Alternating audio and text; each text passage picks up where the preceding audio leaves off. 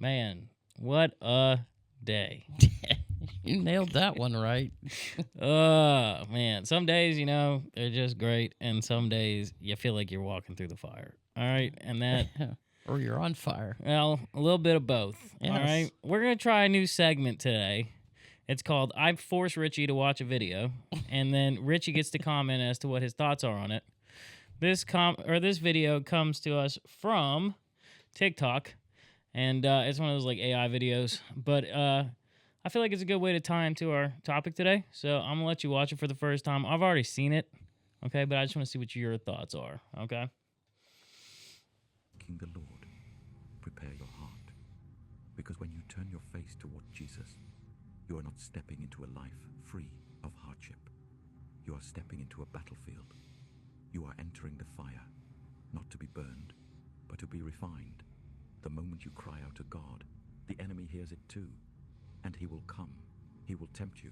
He will try you. Satan will throw lies at your heart and distractions in your path. He will try to make you doubt what God is doing.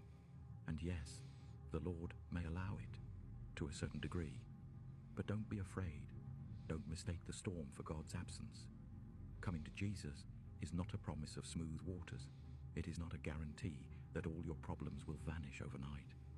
If you're expecting that, beloved, you may be walking with a misunderstanding, because faith is not the absence of struggle. Faith is what carries you through it. See, when you come to Jesus, he might not change your situation, but one thing is certain. He will change you. That pain you're feeling, that confusion, that weight on your shoulders that hasn't lifted yet, those are the places where he does his greatest work. Because if the Lord were to change every situation without ever touching your heart, what would you gain? You might feel relief, but you wouldn't grow. You wouldn't grow in strength. You wouldn't grow in wisdom. You wouldn't grow in trust. And most of all, you wouldn't grow in him. We often ask God to fix things, to take away the pain, to solve the problem. And sometimes he does. But other times, he allows it to remain because he's doing something deeper. All right, I'm going to stop it there. What do you think? It's pretty accurate. It's a pretty good segment, right? It's called Videos with Richie, I think is what we're going to call that. So, okay. All right. Clearly today's topic, we're talking about walking through the fire, okay, which in my perspective is pain that we go through on the daily. And a lot of people look at it as a bad thing. Some people look at it as a good thing. What's your perspective on adversity, trials, situations that God's putting you in based on that video, based on what you've been through? Well, all of that will always be interpreted according to the mentality that you have during the scenario or the session or the phase or whatever it is that you're going through in life. Nobody gets up in the morning and goes, "Oh man, I sure hope things are rough today. I sure hope there's something hard in front of me today to do. I sure hope there's some challenges along the way." Of course not. That goes against every ounce of human nature that physically exists. So the interpretation is going to be completely based upon what you know comes out of those things. And if you know that good can come out of those things, if you know that an internal change can come out of those things, a betterment for yourself can come out of those things, though you may not enjoy going through them or going in line with them or learning from them, you won't have such an abhorrent mentality when trials come, because you know that you have someone there to take you through them and that you won't be abandoned in them. That is, I think, the cataclysmic separation between secular living and godly living, is knowing what's on the other side of the fire. Yeah. But the problem is sometimes you don't even know how long you're going to be in the fire. No. And then if you look back through myriads of different time, we touched on Moses the other day. He had to circle the same mountain for 40 years because he had such a wicked and perverse generation with him that They could have walked into the promised land at any given time, but there was a segment of that generation that had to pass just because they wouldn't get out of their own way. And a lot of times, the amount of time that we spend in the trial is directly relational to how quickly you're willing to learn whatever it is that you're supposed to learn from the trial. Yeah, that's true. So, adversity is always painful, right? But then again, so is going to the gym. Okay? And so, like, when you first start going to the gym, your body's weak, okay, and you're sore for 3 days. You can't walk around, especially if you do leg day. You know what I mean? But the longer that you're in it, the stronger that you become. Of course. Okay? And so it goes back to God's love sometimes comes with a heavy hand. Mm-hmm. And that's going to translate into adversities, heartaches, and problems, right? But I think perspective is going to always be the biggest challenge that most people face, is that if you have the wrong perspective about the trial, you're not going to look forward to being in it, right? But like, there are some people that are facing a difficult problem, Mm-hmm. and they revel in it because it gives them a chance to think or grow or move, right? And so the same concept when we're going through problems, I mean, you want everybody to be okay all the time, but we live in a broken world. Mm-hmm. And so it's not something that can happen. But I still feel like keeping your eye on God through the times and being like, I know there's a reason for this. I know there's a reason for the suffering. I know there's a reason for the pain. I know there's a reason for the heartache. I feel like that gets you through it, you know? It definitely does. And something else that just kind of popped in my head there when you were saying that, and this is probably one of the most widely misconstrued assertions that God gets on a daily basis is, you'll hear that comment, why do bad things happen to good people? It doesn't have to be life and death. It can be anything in any caliber. Yeah. But immediately when something, it's almost astonishing how quickly people are happy to say, well, why did God? Whatever it may be. Why did God let this happen? Why did, somebody's house gets hit by why did God allow a tornado hit my house? Why did God let me wreck my car? Why? Ultimately, it's not that, first and foremost, God did not send the problem, whatever it may be, but he allowed it. And there is a huge difference there that I think people need to honestly, not to sound pun intended, but need to have a come to Jesus meeting with that understanding that what you're going through is not because God sent it. Yeah. But he allowed it for a refining. There was a purpose for whatever that it may have been, because the world we live in is a fallen world. Yeah. Obviously. Sinner is entered into this world. We all know who the prince of this particular one is and who's walking around day and night looking to see who he can devour. But we can't just garner this mentality of blaming God every time something doesn't go how we think that it should be going, or something comes up that we don't think we should have to deal with or go through or put up with. And I can speak from absolute 1,000,000% experience on this. The faster that you recognize what it's from or where it's from, the faster you will get through it, because you will learn how to learn, if that makes any sense at all.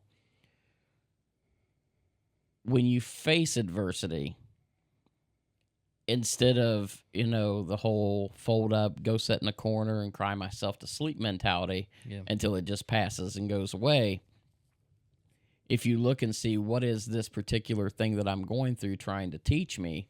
What do I need to learn out of this? or maybe what needs to be removed from my life that this is trying to address, Yeah. or what needs to come into my life that this is trying to address. Focus on what the situation is physically attacking, and the lesson will be a lot shorter. Makes sense. Yeah. I don't know. Because you see a lot of sadness in the world, right? Kids with cancer. I mean, should never happen. You know, you see people dying from addiction, fentanyl crisis. You just see sadness throughout the world. And there are ways where it pushes people to say, like, where is God in this?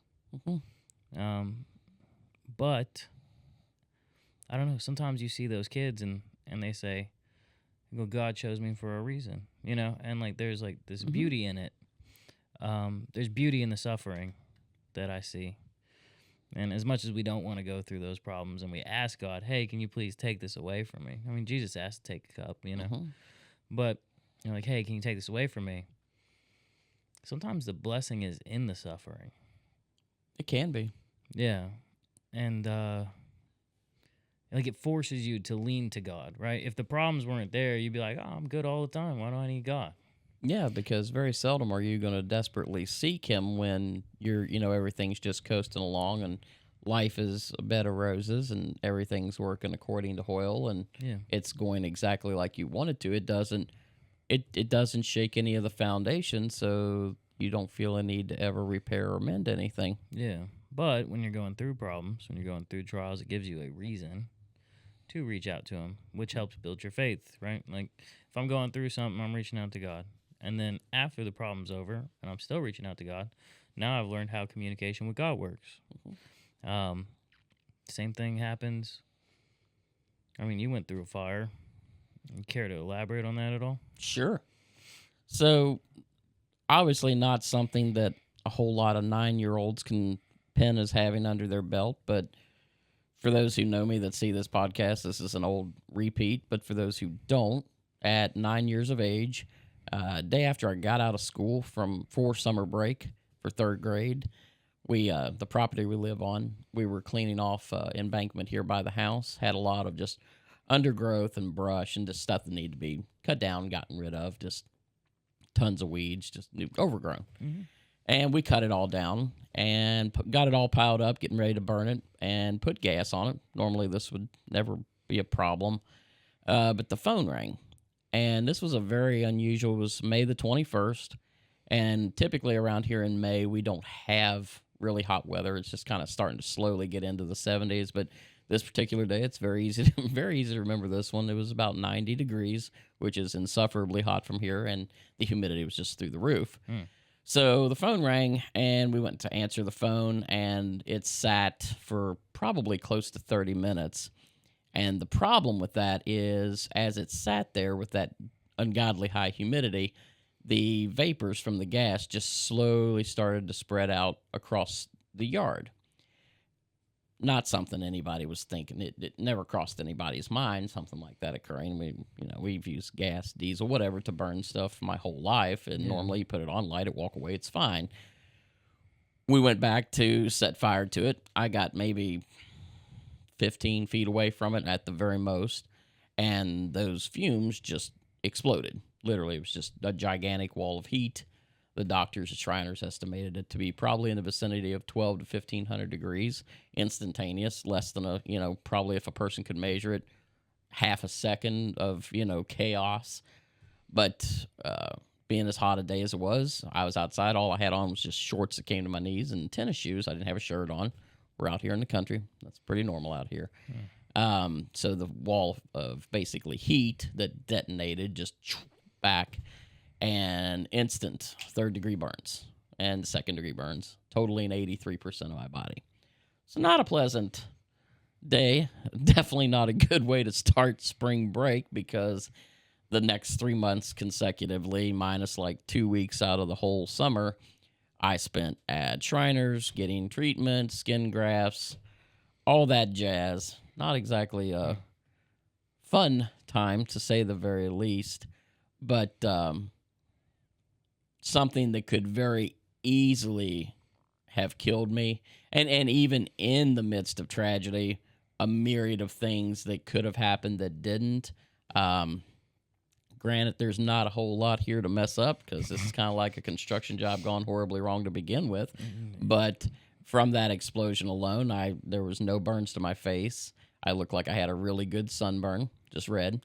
But it was hot enough that it singed off my eyebrows and about the top quarter inch of my hair, nice Is that and why you don't have crispy. hair? No, I think that's probably really, really bad genetics. However, I was not a blonde, Oh, yeah. and that's the side of the family that usually loses all their hair. But my brother's blonde, so by default, I probably inherited that particular gene in the gene pool. Just messing with That it. one just floated its way on down to the bottom of the river. But So, I guess my question in that, what are some things that you learned in those moments about God? You know, what did you learn in the fire? well, in that moment, absolutely nothing. I'm 9 years old. I take off screaming across the yard because I have no idea what's going on. But even in the midst of an ungodly tragedy, one facet that could have made the entire situation way worse is if it wasn't third-degree burns. Yes, if it wasn't third-degree burns, I wouldn't have needed skin grafts, but I would have been in astonishing pain. One of the beauties of a third-degree burn is it kills the nerve endings. So, though I couldn't feel anything in my legs for the better part of almost 5 years, I also didn't feel pain.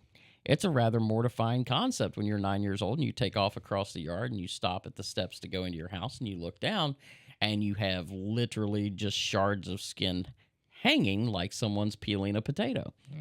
Disgusting. Not a fun visuals, to say the very least. But at 9 years old, that's not something you really know how to wrap your head around. That's a what? I mean, you don't know where to even, where do you even go from there, you know? Yeah. Walked into the ER. We drove ourselves and walked in, and you could have probably knocked any one of those nurses over with a feather. Won't repeat what a couple of them said when I walked through the door for obvious reasons. I'm sure they But, called out to God. That was a fairly a terrifying moment for them as well, because not something you see, hop through a ER door every day, not something especially with a child, to say the very least. But if I had to say one of the biggest things that it was probably allowed to occur for from the very get-go was for patience. Because you'll find out real quick that one thing you will never speed up is the recovery process, no matter what it is, whether it's a broken bone, an old sports injury, Achilles tear, whatever it may be.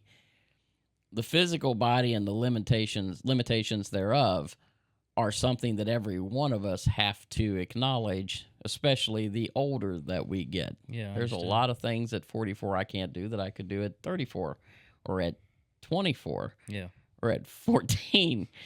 But there's a lot of things that you want to be able to do. And as a 9-year-old, that suddenly I was put in park. I mean, absolutely put in park, because they didn't know for sure if I would ever walk correctly again. Because at that day and time, we're talking something here now that happened 30 plus years ago, 35 years ago, actually. Yeah. Medical technology was nowhere near what it is now. Back then, if you had to have skin grafts, if you didn't have a cadaver donor, which was very rare, they took it from you. Yeah. Which is exactly where mine came from. Tops of the legs were transposed to the bottoms of the legs. Now, through medical science and unimaginable discoveries that they've made, you can take a very small portion of a donor sample, about 1 inch by 1 inch, and within less than a week, have a sheet of live living skin, as gross as this may sound to some of you, laying in front of you that is 1,000,000% capable of being fully utilized. That's as pretty a graft. crazy, isn't it? It's insane, because I've watched. I was in Shriners when that technology was slowly started. This is 1991. Yeah. And slowly wasn't born yet. starting. You weren't even on the face I of the wasn't planet yet. alive That's yet. right. And now somebody gets a burn, long-term scarring, unless it's just absolutely mortifyingly bad. Yeah. You have the ability to walk away from something like what I went through without, honestly, really even any scars. But in and through all of that, because it took years and years. The therapy, the recovery process. I could have went back and I could have had dermabrasions and stuff done to help remove some of the scarring, but Yeah. I didn't care to begin with, to be honest with you. But it taught patience, because when you get out of school for the 3rd grade, the last thing you're thinking you're going to be doing for the next 3 months is Recovery. in a hospital bed in Cincinnati. And I'm sure that was not a fun recovery. No, wasn't fun at all. I mean, they morphined you too, didn't they? oh yeah, a couple overdoses by the same nurse. Not for sure. She may have slightly had something against me, or was really, really bad at her job. I don't know which, but So I have a question. Sorry, I know I keep giving you questions. My bad. Do you think that the devil This is is my trying life. to stop you from something that you were going to be doing in your future? by all intent purposes, he's pretty much tried to kill me since before I was actually born. Yeah. If you want to segue into that, backtrack a little bit, yes, the administering doctor that overseen about 7 out of 9 months of my mother's pregnancy with me, I was definitely not a planned baby. There's 10 years between me and my brother. I was an oops child too. Yes, 100%. In more ways than you guys know. Yeah. But Oops. yeah. But there's, like I said, there's 10 years between me and my brother. Mom was 26 when she had my brother. She was 36 when she had me. So that, for a lot of women, that is a very, very late in life pregnancy. Yeah. Did not come with any lack of problems. Tons and tons of difficulties during the pregnancy. The administering doctor, like I said, that overseen the first 7 or so months of her pregnancy with me, told her on multiple occasions that I should be aborted, that I was going to be born with all types of mental deficiencies. No, you guys we can see decide. that. Yeah, that's a thing. But, at least they weren't wrong about that. You should have made a slide for this, because you could have said, I could have predicted your segue into that, knowing you, unfortunately, Sorry. as I do know you. We, This is my we life, love you. folks. all right? This is my life. We love you. Yes, Anyway. love. Yep. That's just, yeah. But to say the very least, I mean, I was born, immediately taken from, I was born in the old Hayeswood Hospital in Maysville, which doesn't even exist anymore. Is that the abandoned one with ghosts? Yeah, air with quotes? Ghost. Which, I mean, I can't blame them. I was one of the last things to come out of there. I would have probably shut the facility down too. Yeah. But It happens. immediately took me to UK in Lexington, where I spent the next almost 15 days of my initial birth into this world, where they poked, prodded, put needles in everything they could put needles in, sensors. There's some pictures around somewhere. They're not fun to look at me in an incubator, stabbed full of... Medical science back then was not as gentle as it is today. Cyberpunk character. Pretty much. I mean, Yeah. you'd look like you're something straight out of the Matrix, hooked up to every tube, needle, prod, probe that you can put on a person. And again, different day and time in 1981, because on Christmas Eve, Dad decided that's enough. There's nothing wrong with him. He's not had seizures. He's not had tremors. He's not this. He's not that. And he quite literally walked into the NICU, took me out, and came home with me. You do that today, there's probably going to be an officer show up at your door. Oh, yeah. Code Black. No. What is the code? There's a code Adam. Code Adam? Well, Code you'd have to Adam. be abducted by someone who doesn't know you typically, not your birthing father from 15 I days guess prior. that's But true. nonetheless, that was the initial start to my life. So, yeah, by all intent and purposes, he's tried to kill me since before I was actually born. So, okay. So devil's been trying to kill you since you were born. Then he sets you on fire. Then they try to overdose you with morphine. I feel like there's something you're supposed to be doing, that he's been really trying to stop. Well, I mean, I attempt. I may not know the full path or pattern, but to say the least, I'm not necessarily where I want to be, but thank God I'm not where I used to be. That's a little fair. cliche, but life is a continual process. It's not a one and done. You don't magically reach ascension and then just go, sit on the living room couch and watch reruns the Don't rest of you your life. wish? That would be so nice. It would be nice to Hit know. your peak and then be like, yeah, you're good. That's it. That's all you need. Kind of like the original Mario or the original Zelda, where it had save points where you, That's all I need. yeah, I'm that old. Just hit the save button and, I remember those. X, Y, up, down, left, right, save, and we'd all be good. I don't know. I feel like I've gone through stuff, but like my stuff's been different, Well, We all go through different trials for different reasons. everyone has their own cross. Yeah. Hands down. My battle's not yours. Your battle's not mine. Yeah, are there kindred spirits out there, birds of a feather? Undoubtedly. Yeah. Is it sometimes? I think that whatever the nature of the problem is probably designed to directly deal with whatever your greatest deficiencies are going to end up being. Yeah. Mine was self-inflicted for most of them. And like I used to like blame God for them, and then after a while you start realizing you're like, "Oh no. This wasn't God. This was my poor life choices." You know? Yep. He's just giving me grace to be able to correct it. Like that's Well, he kept you alive through the scenario and didn't let the scenario be the complete and controlling factor. So, I mean, that can make a gigantic difference too in how you come out of a situation versus how you go into it. Yeah. Makes a lot of difference because I think the reason a lot of people, especially if you get someone this sounds crass, but stuck on stupid, and you see them go back again and again and again and again. Yeah. You know, it's like a child that you have a child that walks up to the oven and the oven's on and they touch it and it's hot. Yeah. Probably a pretty good assumption they're not going to walk up again and try to, handle it like it's an empty cup. They're going to be like, stove on, stove hot, me no touch. Yeah. Very simple concept. But once in a while, I don't know. The deeper you fall in a hole, the easier the sin becomes, is what I feel. So, like, again, like our journeys were different. You know what I mean? The devil tried to kill you. I tried to kill myself. So, like, a little bit different. Demons were working in different ways. But I feel like the learning process and the keeping God close, that's the hardest part. When you're going through the fire, like if you look at like Shadrach, Meshach, and Abednego, which by the way, that was their slave names. Like that wasn't even their real names, but that's what we know them by. Isn't that terrible? Okay, so Shadrach, Meshach, and Abednego don't want to bow down to a giant statue that they play music to every single day, and it looks like Nebuchadnezzar. And because they won't bow down and they're so high up in the Magi, right?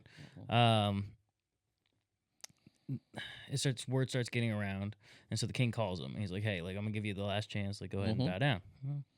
They said no, they would never bow down. And then he said, "Well, if you don't bow down, I'll put you in this furnace." And like they cranked the furnace up, and he's like, "Well, what they say? Even if our God won't save us, we still won't bow to a statue." Now, you look at that perspective, right? Like, how close you have to be to God to be like, even if He doesn't save me. Yeah, I mean, you're literally with willing my to God. be a walking martyr at that point. Yeah. And, I mean, am I going to say that people can't have that kind of faith today? Of course I'm not going to say that because people absolutely can. I've seen it. But in that day and time, you also have to realize we see things in this day and time that we can't understand and can't explain. But undoubtedly in that day and time, the miraculous was a little more front and center. The communication lines that they received, the fact they had prophet, and I'm not saying that these things don't exist today because they absolutely do. We know this. Yeah. But due to the dilution, honestly, of just the human population, you got to realize in that day and time, I don't know a systemic number, but the amount of people in the world was obviously quite fractional compared to I think we're now over 8 billion from the last number I seen. Somebody just talked about that the other day on something, which is kind of mortifying. So everybody wasn't having a miracle happening and then, posting it on Facebook or, doing a TikTok video about it. Well, and that's the thing is like now you can see. Like you got to think back in the day, everything was word of mouth. Yeah. Everything was word of mouth. And it took days, weeks, and months for an event to transliterate across, time or in, distance as it was. Now, if someone sees Jesus in the clouds, they're going to take a picture and we can see it in 5 minutes. Yep, You be know on what I mean? Facebook in 30 seconds as soon as their 5G network kicks in. So maybe it's not that the miracles aren't still happening. Maybe it's that we take them for granted. We definitely take them for granted because there's things that happen every single day that you can't do or understand in your own power, hands down. But because we are a society that is never satisfied, where not that it was a small thing then, those things were giant at the time when those miracles happened, like Shadrach, Meshach, and Abednego. You had 3 living men walk into a furnace that was stoked to 4 times its normal heat, so much so that the guards that threw them in died. Yeah, as they from were the walking heat. in. Yeah, they Literally, were dying they from it. died from putting them in there. And they decided to keep walking. Did you catch that? Like, okay, the guys died that were supposed to be bringing them in. Yeah. And they were just like, you know what? We're just going to keep walking. So they just go Yeah. straight into it. And that's No because fear I right think there. that I don't want to say it was an unfair advantage because, Jesus clearly said, greater things than these shall you do, talking to his disciples and those that would proliferate the gospel for the next 2,000 plus years. But you can't help but acknowledge the fact that some of these guys, especially the ones that got to literally walk beside Jesus, see Jesus in the flesh, and I'm not saying we couldn't today, but you got a slightly unfair advantage when the Son of God is sitting at a dinner table with you. And I understand, yes, he can still be sitting at a dinner table with me today, but without all the religiosity and all the hermeneutics, the presentation of such is today in a different manner than it was at the time when he was walking on this planet. I know that's crazy to think, but I think it's perspective. Because you could say, yeah, they had it easier. They got to walk with Jesus, right? They got to walk with him, right? But they didn't have the New Testament. They didn't have the Old Testament. All they had were a few books from Moses. You know what I mean? The Torah. So what they were going off of was like the basis of our faith, the start of what we look fundamentals. at. We got 66 books. Yep. It's like handwritten instructions that God has given us that we get to use today. So yeah, he might be a little bit quieter now. It might be a little bit different. However, he gave you 66 books. He gave you examples of what to do. If the world is telling you to do something and you know in your heart something is wrong, right? And you're like, it's going to lead me to have to walk into a fire. Like what the situation is today that we're walking through, if I comply, I'm saying I don't need God anymore. And if I don't comply, I'm saying I'm walking with God, and that's going to come with problems. That's going to come with fire. That's going to come with problems. You have an example of, like, even if that fire comes, God is with you. Yeah. There's a fourth man. Like, they were even tripping when they saw it. They're like, didn't we put 3 guys in here? Why is there 4? Like, you know what I mean? Like God works miracles. And so I feel like today, modern day, right, we get so dependent on, like, the dumbest things. Phones, communication. What does my best friend think about this, right? Think about them back then. Like, what was their main source of? It was just God. It was just prayer. It was just like, hey, today I'm going to go in my closet and pray. Like when Daniel was told not to pray. And what did he do? He goes up to the top room, opens his window, and keeps praying as loud as he can because he does not care. Where are people like that these days? Well, you know what I mean? It's 100% a matter of what is important. Yeah. At the end of the day. And that is the precipice for either success or failure in everything, especially all things God. Because talking about how people, didn't have cell phones and social media and all that stuff back then. Yeah. And everybody, cliche is things were much simpler. Things were so much easier 40 years ago. Whatever the timeline you want to call it is. I mean, yeah. Yes, the simpler the time, the less, honestly, it's just the less distractions. It's all that truly matters. Because in my infancy in the working world, I started out in electronics, and I stepped into that when pretty much everything technologically that we know today was developed. Yeah. I mean, I stepped into an electronics department where we still had 118 tube CRT televisions and like 35 rear projection televisions. Those were cool.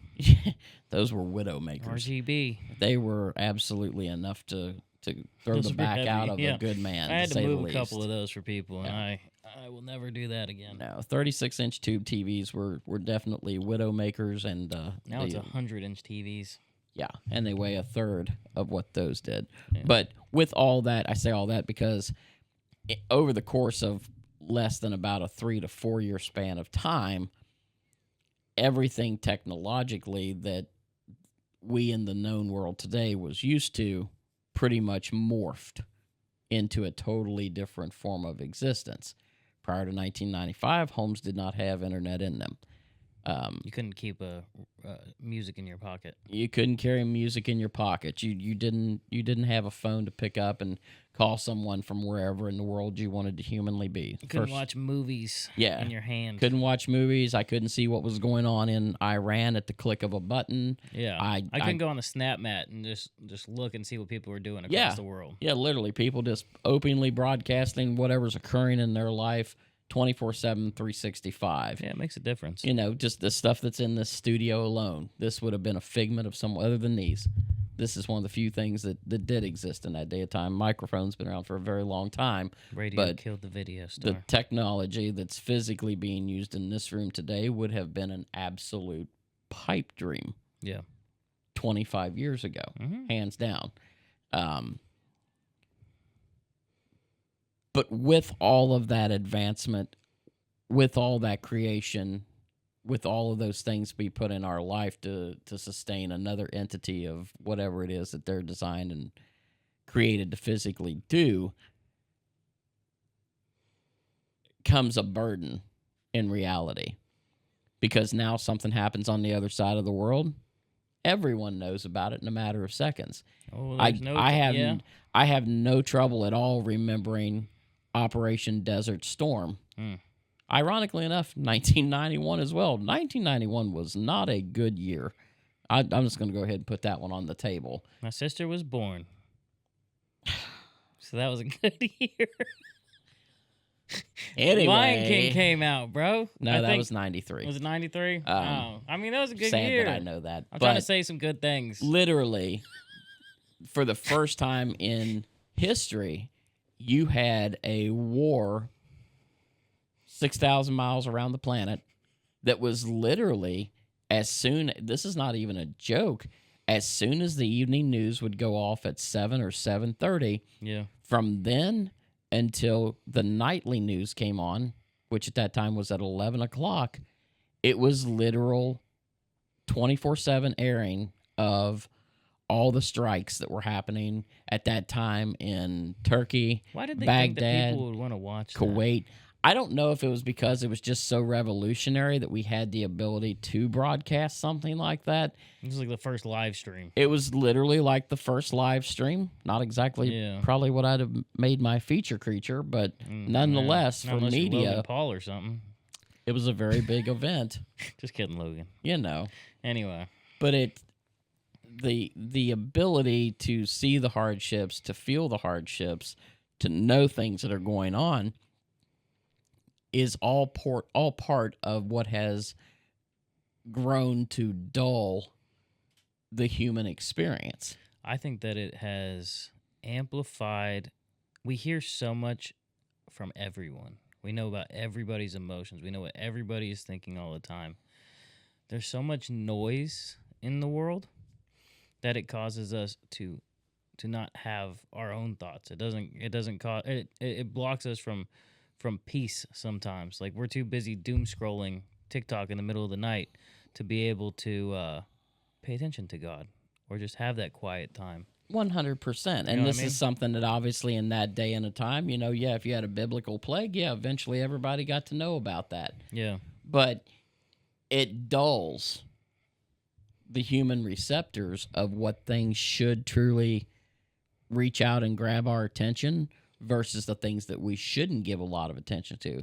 Like last year, something that no one would have ever been able to feasibly wrap their heads around in this country was our own government openly admitting the existence of aliens. No, we're not going there, folks. Oh, do I need to get a tinfoil hat? But literally, something like that, had you said that in the 70s even, you would have had absolute mass hysteria. And laughter. People would make fun of you. Now people don't even care. They say, are the aliens going to pay our bills? Nope. Cool. Well, I guess they can go back to where they came from. I'm like, man. You know, and I mean, literally, you know, you had a whole lot of stuff that came on out of that whole supposed thing they thought was a ship headed for Atlas 3 or whatever it was. Yeah, there was a lot of And conspiracy with that people one. are so done that they're like, when's it coming? Like, we don't even care that it's some form of alien life that may be coming here to abduct us or whatever. Is it alien life? Yeah, or I know. is it a cover-up? Yeah. Now, okay, we're getting into conspiracy. Yeah, we aren't going to go down that rabbit hole today. I like the rabbit hole. Let's hold for a second here. All right, give me a second. Okay, so at some point, rapture, people are going to disappear. Mm-hmm. What's the best way to cover up the fact that, like, if the devil didn't want people to know that God was real, and the rapture was like, well, and people were gone. I mean, you actually play into a good deck of cards. There is everything, and this isn't even up for debate. We know undoubtedly that our government has more shady secrets than any Hollywood actor. This episode's getting ever. banned. Yeah, this one's probably going to get blacklisted, but that's all right.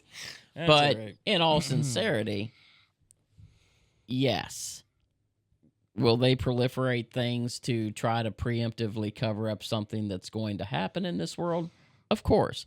And if you don't think that Satan works hand in hand with that, he knows the end of the playbook. Yeah. He don't like the end of the playbook, but you can better believe he knows it line by line. He can rehearse and repeat that Bible The better goal than is to take anyone as you'll many ever people meet. with them. Exactly. He doesn't care about anything in life that you do, just so long as you don't ultimately end up in the presence of Christ. Someone said, I think it was a TikTok video, it was a cartoon, and this guy's talking to the devil. And he said, well, let's talk about you for a minute, because you're always calling me out for my stuff. He said, you're literally the only person that got kicked out of heaven. I mean, granted, there were half the angels, or a third of the angels, but still, like... Yeah, I mean, he was he's a like, ringleader. You were the first one to get kicked out of heaven. So much so, he's like, that God came to earth, and, like, anybody that does anything wrong can still make it to heaven if they just believe in God. He's like, what'd you do? You know what I mean? Like, and this is our biggest adversary. Mm-hmm. So, yeah, he's going to try to take as many people as he can with us. I don't know. So when we look at, like, the adversities, the trials, the problems, the things that are coming, yes, sometimes those come from the devil. But sometimes it's God showing us off. Maybe he's saying, like, hey, let's have that Job moment. He allows, yes, Job is the transcendental portrait child of this. Yeah. But at the end of the day, Satan still had to have permission to do anything what he did. And now, he said, like, don't. Granted, did God volley him up for that one? Man, oh man, he sure did. Have you considered my servant Job? Ouch. Please, God, let me not be that person for you in this point in my life. Why Job? Exactly. Because he knew that his faith was unshakable. And so? I mean, as the man sitting there with sharded pots of clay and scraping boils off of his body, he literally declares, yet though he slay me. So this brings me to that video again. The second that you turn your face to God and you say, yes, Jesus, you are Lord of my life, it does not get easier. It does not. It definitely does the polar opposite. And at some point, all right, you think you're good with God. You're like, yeah, I'm good, man. I got things going. You know, I'm praying. And then life hits. Okay? Why is life hitting? Mm-hmm. It's a test. He's checking to see where you actually stand. Because when trials hit, right, when problems hit, your immediate reaction, what you say in those moments, like how you live in those moments, that's who you are. And he's showing you who you are in those moments. So sometimes it's for you. Maybe it's not even to prove something to the devil. Maybe it's something to prove something to yourself. Like, hey, when things hit the fan, how do you respond? Yeah. Okay, maybe we need to make some corrections here, right? And like you said, the faster that you learn it, faster you get out of the fire. Okay? And that's a fact. That's a fact. I'm grateful for the fact of what I have learned over the course of my life, because I'll put this out there for anyone who deals with anxiety. Blanket anxiety. No matter what the causation is. Regardless of where you are in your faith journey, and I can't be more sincere with this in any facet. If you can shut your mind just long enough to get the concept in front of your eyes that if I do give this to God, whatever this may be, even if, because we're all great at working out these absolute, annihilation scenarios in our head. It's always worst case. I mean, we human beings can absolutely come up with the most cataclysmic, horrific, terrible outcome Oh, yeah. to any situation. In I like don't 30 care seconds or less. what it is. Mm-hmm. Oh, they didn't reply to my text. They must hate me. I'm dead to them now. They must be dead. I mean, whatever the paradigm is, we can go from bright, beautiful 75 degrees, sunshine, no humidity, glorious day, and birds are chirping to hell has frozen over, everyone's dead, I'm next, in a matter of a nanosecond. Mm. And that is, I think that people on these podcasts are probably going to think that the only thing I know how to talk about is patience at some point. I mean, hey, because man, preach it what ties you know. into absolutely everything. Am I as patient as I should be? No. Am I more patient than I was 10 years ago, 20 years ago, 30 years ago? Absolutely. Because we'll all work out these scenarios in our head where that everything, the sky is falling and everything is just beyond as horrible as it can humanly be. How many times have you ever seen that actually be the outcome? Now, am I saying that can't be the outcome? Of course, it could be the outcome depending on the scenario and the situation. Well, this brings us back to last week. What was your topic about? Think about something, say something, see something, say something? No, the Camaro. You had a Camaro and you were thinking about a Camaro? The force of faith, 100%. So, because if you keep birthing the worst case scenario, that worst case scenario, and I so wish I could remember the exact scripture that references this and who said it, but they said the thing I have feared the most has consumed me. And that was literally just a transcension of their own derogative faith that they were packing. I can give you an example of it. Turning into a reality. I never want to be like my parents. And they say it continuously. Oh, yeah. Until one day it happens. Now, you're saying the opposite, but it's still a thought that comes in your head. Yep. And then at some point it happens. And granted, the tree don't really grow too far from the apple, but... It'd be kind of hard. What? For a tree to grow too far from the apple. It's not. It doesn't happen. Sorry, folks. I stab him every time. Did I do it backwards? There's a whole song on it. I'm telling you, there's a song. I'm sure there is. It's a song. But back on track before you go on Sorry. another rabbit hole. Hey, it's not a rabbit hole. It's a topic.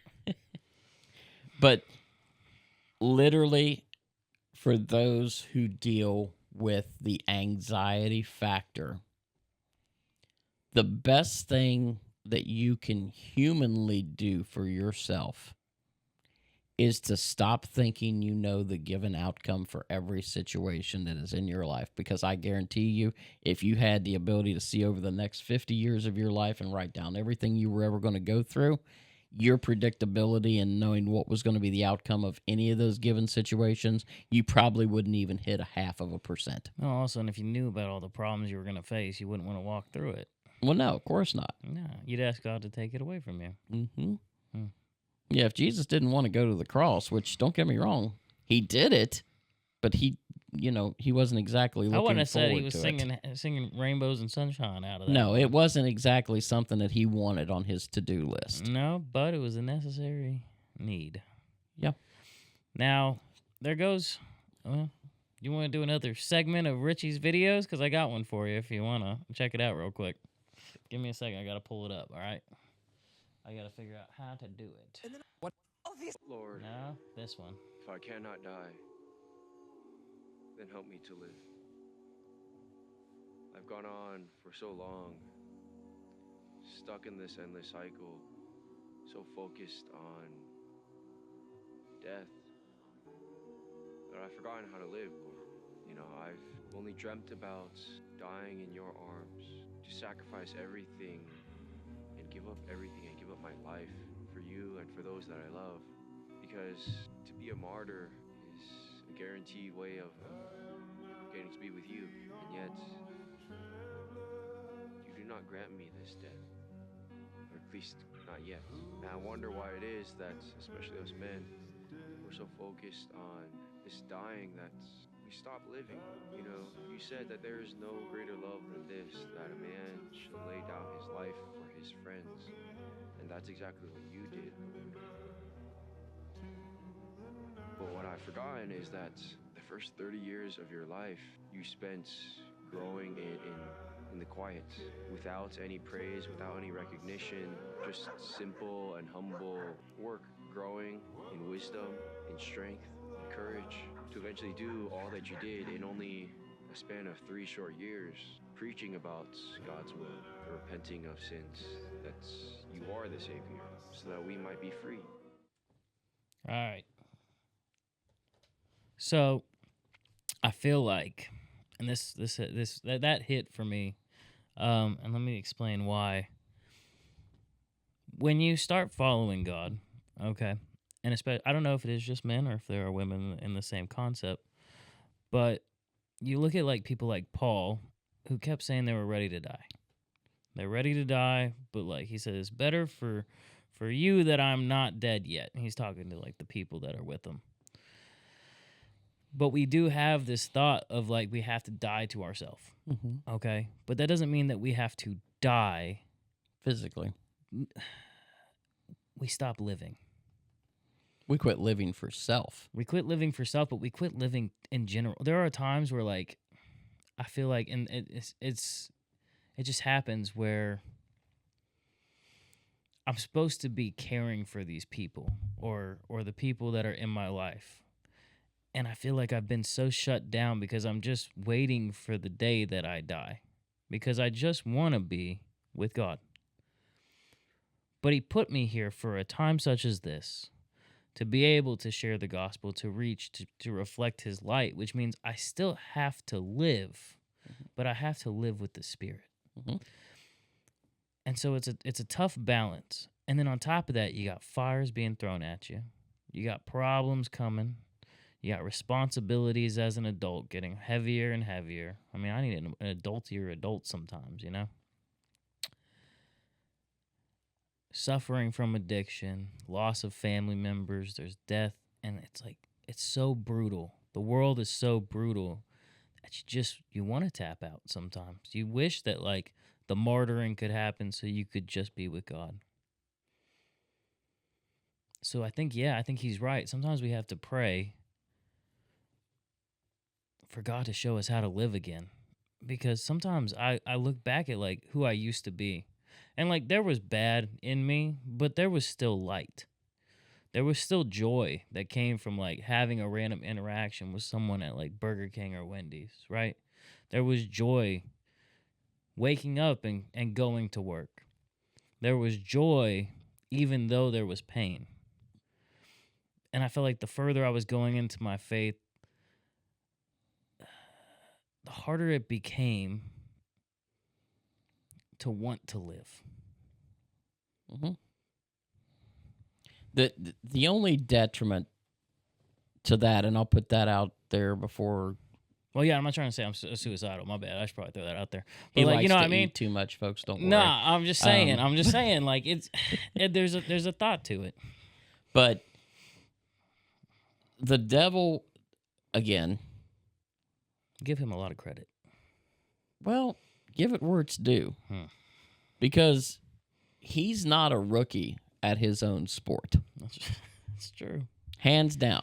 I mean, he fooled He's a third of the angels. He's very well experienced. He is a master of his craft, and he does not do a bad job at what he does best, which is deception. And the devil doesn't always have to come into the room guns blazing in order to get you into the position that he ultimately wants you in. The only thing, honestly, that his goal and intention in all of his existence is to keep you separated from God.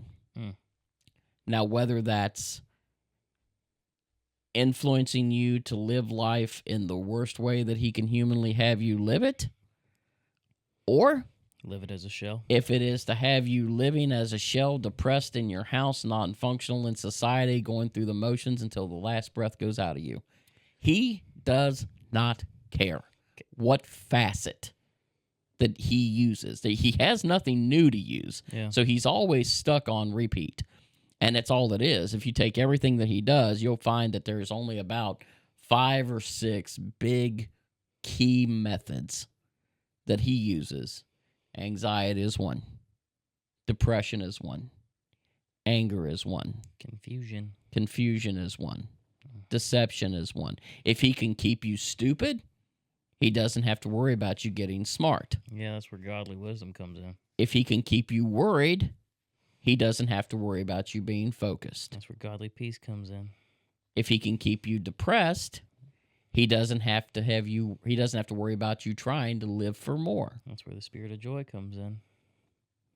So there is obviously a 180 of every single one of those capacities, but everybody thinks, oh, well, unless I'm just out here and I'm killing or murdering or raping or stealing or robbing, whatever, that I'm, not in that echelon of life of people that are just, bound for hell. No, believe it or not, you can be in all those other capacities and be on the exact same path. Yeah. Because all it is at the end of the day, you're either with or you are without. It's just separation from God. Are you That is choosing all that to it be is. separated from God, or are you choosing to be with God? Yep. That's why he's like, I never knew you. Because you chose to be away from him, but you were using his name. You're using his name for clout. Yeah. It's a scary thing, too. So I have a last question, and this is going to be kind of a heavy topic, but how did you walk out of the fire with a smile? Well, at 9 years of age, that was just a little bit of a cherry on top. Well, yeah, there was other stuff. Yeah, I mean, I'd already lost my dad at 7. Fractured my skull at 4. I fractured my skull too. Well, I don't know if I fractured it, but I have like a chink in my head. Oh, I got a think dandy is that one. considered a fracture when there's like a chunk out of your head missing? Yeah, if it broke the bone, and yeah, I was dropped on my head as a child for sure. repeatedly. Yes. Anyway, sorry. Back to our serious topic. Yeah, so serious here, obviously. My bad. I think and people have heard me talk about this. I was raised by old people. I was surrounded by old people, and I thank God every day that I was, because God knows the beginning from the end. So God knew I was going to see all this change in humanity. He knew I was going to see, the Challenger space shuttle explode in kindergarten as we all sat there watching, glued to the television in I want to say that was 87. Was that over New Mexico? I have no clue where it was. I think it was. But I can sit here in my head and I can still see that shuttle exploding. There was a and mural flying somewhere. I apart. don't know if it was in Colorado, New Mexico, or Texas, because I've been in those places. There was a mural of it. Yeah, I mean, that the things I was going to see between birth and where I am today, and whatever I see from now until the last breath goes out of me. Yeah. He has to keep a foundation laid, because he's not going to let his word return to him void. Now, whoever he has to use to get that done, come what may, it will occur, because he's not going to be proven a liar. Do it quickly. Literally, it says, let God be true and every man a liar. So you go through the things that you go through, and honestly, I think the more of those really big, heavy hitter kind of things that you do go through, if you are incredibly young, and people are like, oh, you were 7 when your dad died, you didn't even know what was going on. I knew exactly what was going on, because I had already been surrounded by death at that point, as morbid as that sounds. Well, I you had were 3. very young, but your parents were very old, and so were your grandparents. Yeah, I mean, I lost 3 grandparents in 1 year, in 1984. Dad's mom and dad, and then my mother's father. All 3. Started on Mother's Day as horrific as that sounds. And the last one passed October 6th of that year. So, you know, yes, at 19 and 84, did I understand quite what was going on? I knew they weren't around anymore. Did I fully grasp that at 3.5 years old? It was a pain No. tolerance? The pain tolerance was definitely being built. Because you go through that. I was very, very well taken care of by my dad, hands down. I was Dad's boy. There was no question about that. I was stuck to him like glue 24/7. Yeah. And then that gets yeeted, you know, at 7 years old, just poof, middle of a day in the middle of a car lot, buying a car for my brother for his graduation, which was, you know, Dad died on a Sunday and my brother graduated the following Wednesday. Yeah. Those things just don't bounce off of you like a rubber ball and just keep on going through the normal courses of life, because every single one of those events caused some form of absolutely cataclysmic change in my life. Not necessarily for the better, but you either learn, adapt, and move on, or you end up on meds for the rest of your life, sitting in a corner, non-functional. How I'm not medicated at 44, I probably should be. Yeah, I'll put you on some. Don't worry. It's all right. I got coffee. It's as strong as I need. Slip it in your cup. But sincerely, it knocks those corners off. And it could have been because whatever path that I would have taken would have just been atrocious. Fair. But due to the experiences that I had, having to become an adult at an insanely young age. Like, you can talk to any of my living family members that are left, and they'll tell you that I was 7 going on 70 because that was the mentality I was raised with. When you know, if it walks like a duck, talks like a duck, quacks like a duck, it's probably a duck. Those things transcend into your life, whatever the influences are that you are around. Like they say, you know, the top, 5 people that you surround yourself with the most is ultimately who you become. Make one of those people Jesus. 100%. So whatever your influencing factors are will absolutely build, shape, and mold your character and the responses that you give regardless of the situation. And with probably one of my greatest influences, you know, because she was around until I was 28 years old, being my grandmother. With her being as old as she was, she left this world at 99 years old. She had to learn as well at a very young age. This is important. This doesn't matter. This has the ability to be something. That's a waste of your time. And I'm very level-headed with that kind of stuff. Unless you're doing plumbing work. We won't go there. Okay, Mr. I'll kick a rock. Or strike a rock. Strike a pipe. Plumbing is just pure witchcraft. To be honest, and PEX and it's PVC. terrible. PEX and PVC. That's the devil's lettuce right there. Don't even get me going on that stuff. I don't think you're a man until Anyway. you scream at a pipe, you know? Yeah, and Yeah. It wasn't. God bless you. I can tell you that much. It was.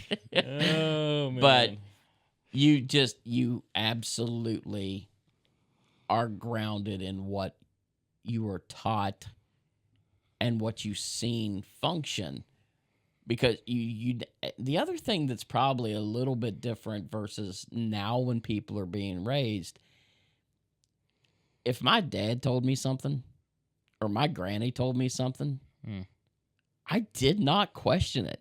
And I mean that from the bottom of my heart. They could have told me that the sky's pink and apples are neon green. Yeah. And I wouldn't have asked a single question. I would have believed completely blind, because You had faith in them. my faith in them was absolutely unwavering. They never gave me a reason to think that it wasn't. And that's where I think so many people are today. You see this culture in this generation that is on the forefront of everything social media today. We got iPad kids. I mean, they're so influenced to the point to where, you know, we have people they'll dress up as animals because they identify as such. However, and I'm going to give credit where credit is due, there is a influx of young people turning back to Christ. It has definitely become much more prevalent in the last year than I have seen it in probably the last 25 years. And to be honest, like, yes, like we had a weird 2020 to 2024, but that's when this country There was are- honestly allowed to just go off of the rails because Yeah. you had a generation of insanity. well, and it was being pushed. It was like, yes, we want you to be like this because it was Yes. being televised, and like it was you were getting credit for doing dumb things, thinking certain ways. Well, and I was talking to I'm not saying someone. everybody's dumb. All right, you're all valid to your own opinion. That's on you. But I'm just saying, if you're pooping in a litter box at school, there might be a problem. You clearly have an There influence might be a that was not problem. of the normal caliber. Yeah. And this goes back to a conversation that I had with a friend of ours, sells real estate.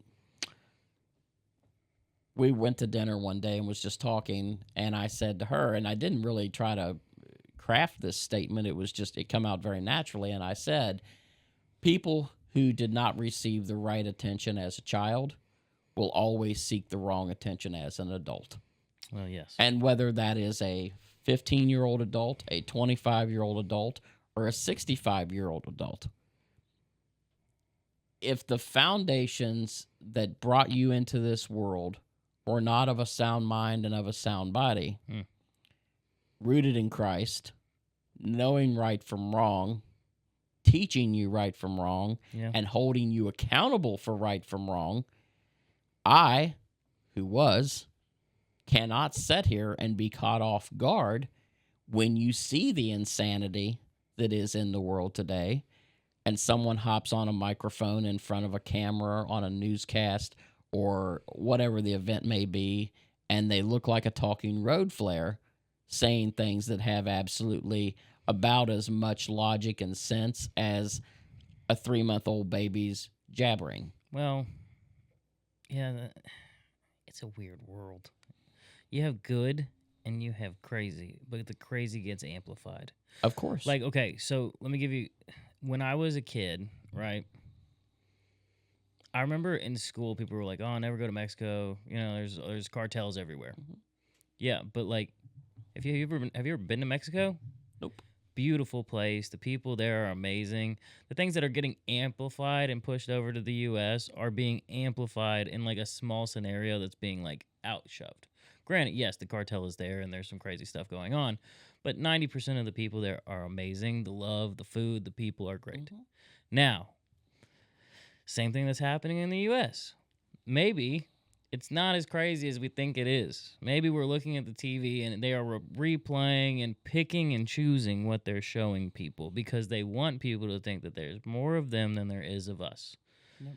You got to keep the control of the ants, right? That's what the grasshopper said in the movie Bug's Life. Bug's Life. Mhm. Because if they realize that there are more of them than they are of the others, that's when a riot happens. Of course.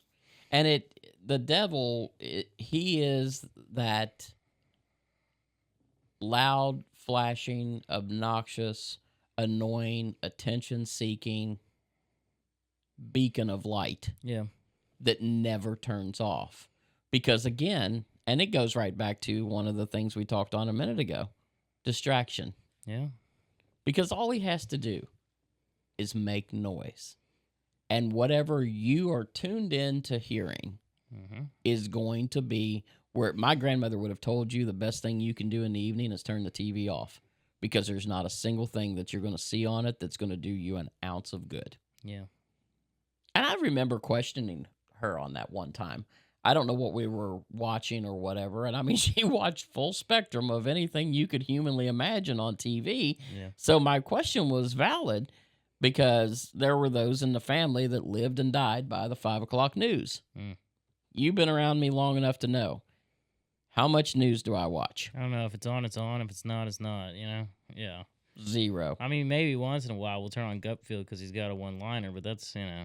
But that's I'm the talking extent your of just that. general run-of-the-mill, everyday Oh, evening news. I You can't. have never seen that run on I a can't TV in this subject house. my brain to that No. and not end up feeling depressed. And you wonder why people are Yeah. feeling depressed. Like, I mean, you're every person's got their weird thing, but like you're watching like true crime, all right, maybe one day you're gonna be like, oh, how to get away with murder, you know what I mean? Like the longer you're subjecting yourself to this stuff, the more you watch Dexter, right? What you're putting into your body, you start projecting out. Yep. Now I'm not saying you're gonna go and kill some people, all right, we're not Paul, But it's the power of influence at the end of the day. power and influence. When you get to the point to where you abhor to, and this is obviously a totally different tangent, and God knows we have gone all over the place. We're kind of wide spectrum today. Yeah, this is an encyclopedia of this episode. We're just having fun with it. But when you get to that point to where, say, if and this is just a personal mentality check mark that you might want to turn on in your own mind. Man, I love watching daytime dramas. Man, I love watching horror movies. Brook and Jubal in the morning. Brook and Jubal in the morning. Whatever it may be. I know, I got mine too. If too. you have something that you find pulling your attraction on a regular or a consistent basis, if it is not founded in Christ, as kindly as I can tell you this, cut it. Yeah. Because I promise you, whatever it is, and I don't need anybody to write me letters. I don't need anybody to send me commentary on what their thing Check out this link. is. Yeah. I absolutely promise you the end of that thing is death. Yeah. Because there will be no life come out of it because there is no life in it. Yeah. The devil did not seduce Eve by presenting her with something that wasn't attractive. Yeah, no, he said you could be like God. That's a pretty strong promise. I mean, that's pretty enticing. I mean, you're pretty much, you talk about coming to the table with all your cards, brother. He threw down because he had one shot. Yeah. Well, to he make had it to. stick. And you know what's crazy is even God knew it was going to happen. Yep. And you know what's even crazier is that he used it to amplify the people and more people that are able to like follow him and worship with him and be in heaven. Like, you know what I mean? Like, he'll take any situation because you got to remember when it comes to playing chess, no one's ever going to outplay the chess master. Nope. And he absolutely will work all things for the good for those who love him and to seek him. But you literally can't throw something at God's feet that he can't shuffle into a different lane. Yeah. I've tried. I have tried. Yeah. God knows I have tried. How I'm alive today is Grace. absolutely a living testament to the fact Yeah, dude, you've been through it. that he can work anything and everything. I mean, it's honestly almost astonishing. And I even overlook it at times, and I really shouldn't. At 44 years of age, I should have been dead before I was born. Yeah, I know. I told And the people about devil it. has tried to kill me on multiple. My very first car, tie rod broke, front right wheel. So one wheel went this way, one wheel went this way. Let me tell you, it's not too easy to steer a car when the wheels don't comply. No, it's like those shopping carts at Walmart. Oh my God, yes, the worst. Everybody needs to switch to IKEA carts. Okay, that's all I'm saying. That would work. Yeah. But I mean, wrecked my first car, only wreck I've ever been in. I shouldn't say I wrecked my first car. I can't help it that the rod broke. Yeah. But when I came to a stop, the front of that car was hanging over about a 120-foot embankment. Dang. So steep that I couldn't open the driver's door. I had to crawl over the front seat and go out the back door. To say the sheriff was a little nervous when he crawled back in that hot seat after the tow rig hooked up to the back of that car was an understatement because I can distinctly under warranty? remember... No. I distinctly remember hearing him look at the tow truck driver, which we all knew very well at the time, and said, "You got this thing hooked, right?" Because he knew that the only thing between him and the ground was air and opportunity. And he didn't want that latch coming loose and that car just careening on down over that embankment because it would have turned into an accordion had it. You know, you have a way with wheels falling off of things. That's a totally different story, but... Don't get me started. Yes, I do. Yeah, you have a bad luck with wheels. Wheels and I are not... The wheels on the bus do not go I'm round gonna and turn round you for into some me. square wheels, all right? Yes. Man. But when you when you experience that many different things that early in life that have tried to kill you, and people wonder why I am so unfazed by so many, like I will be You're far unburdened by what was. I'm very unburdened by that which has been. That's what it was. Yeah. But definitely there's things in life that my response to that comes natural Yeah. is grafted because it's been formed. And then there's things that I'll absolutely just go over the top about that don't matter. Yeah. Like that business check scenario Oh, yeah. that we touched on Yeah. during, I think it was the last podcast. That was how's that going, by the way? They get everything all situated? Yeah, corporate Yeah? apologized. Oh, so God was right. It wasn't something you're going to be worried And I about said, 2 like, weeks oh, from why now? are you worried about this? Yeah. And it literally, the next morning after we filmed our podcast, the email was in my inbox stating that after further review, that's a real fancy way of saying, yeah, We messed up. we realized that this form was not necessary all along. Oh, I mean, so- like I had been telling you for 2 weeks. All right. Anyway, You want to do an I told you so? sure. Let's do it. Feel good. Say it with me. I told you so. There it is. I told you so. All right. Well, anything else for this amazing long podcast that we have? Yeah, we've When we started this, Richie said this is gonna be a short one today, and I said, yeah, for sure, this is gonna be a short that one. was the intention, folks, was 25 minutes, and we're at an hour and 16. So my You want to run it apologies to an hour and if 25 you minutes? tapped out. No, Even it out? No, I don't want to put these poor people through anymore. They've heard me enough. Okay, because I had another video queued up and ready to go for you. If you Save want that for the next one. We're going to be recording live from our favorite place here at the end of the week, guys. Oh So yeah, road we trip. got a little little trip. surprise for you guys come next podcast. Probably try to film 2 or 3 of them while we're I there. think quality will be good, but we are gonna be filming from a phone. But we will use microphones, like lapel, There'll be clip mics, but lapel it should mics. work okay. It should be all right. We'll bring lighting, so should be good. Worst case scenario, we'll just switch it to audio and put some drone footage to it. I don't know. It works. We can do that too. All right, depending on how it goes. Guys, I'm going to hit you with the outro. Thank you again for watching. Any plugs? Give us some feedback, guys. We need some actual feedback from who's watching, what you're hearing, what you're seeing, I what feel do like you we like, need to ask this in the beginning. what do you not like. Yes, if I talk for an hour and a half, my apologies. That was not the intention today, especially had you been in this room 10 minutes prior to us filming, but that's a totally different story. I was so, lighting a fire under you. no pun intended. huh? Ah. All right. funny Okay, guys. Like, subscribe, follow for more, turn on the bell notification so that way you know when the next one comes out. We are on YouTube. We are on Spotify. We are on iHeartRadio. We are on Apple Podcasts. The only thing I can't, for some reason, get to work is Apple Podcasts. I don't know. I'll figure it out. But in the meantime, literally, you can watch it anywhere. So we'll catch you on the next one, guys. This message is brought to you by the Losing Faith Digital Sanctuary. If this encouraged your heart, please share this video, like it, and subscribe for more content. If you'd like to get a copy of Losing Faith, Navigating the Chessboard of Doubt and Faith, visit losingfaithbook.com. If you want to help us share hope with others, find out how at losingfaithbook.com/outreach. And to stay connected, follow us at bio.site/losingfaith.